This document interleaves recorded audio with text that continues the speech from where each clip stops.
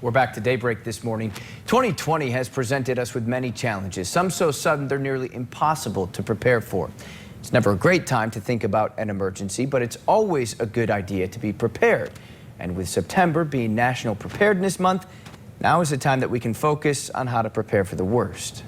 News 8's Justin Kolar is live now at the Grand Rapids Fire Department with the conversations you and your family should have so that you're prepared. Justin?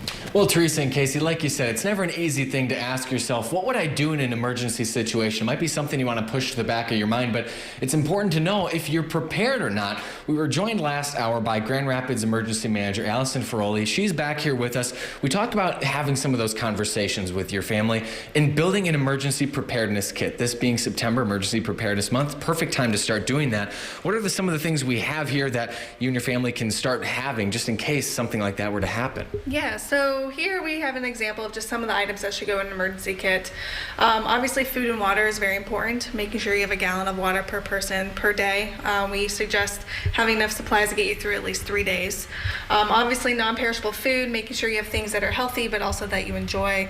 A couple things that are really important to really think about is communication tools. So we have a little battery-operated AM/FM radio here so you can listen to the radio, get some information.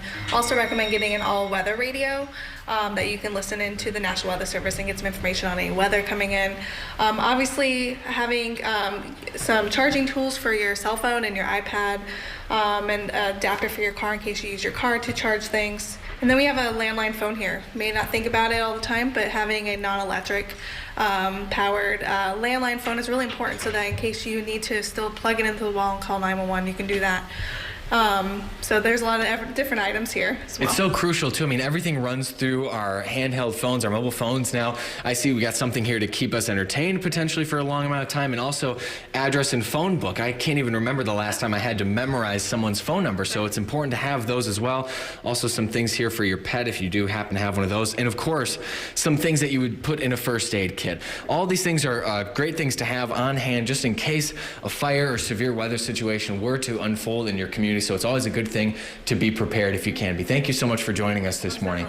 We're going to have a full rundown of some of these important items you can have in those conversations to start having with your family on our website this morning at woodtv.com. We're reporting live downtown Grand Rapids. Justin Kolar, News 8.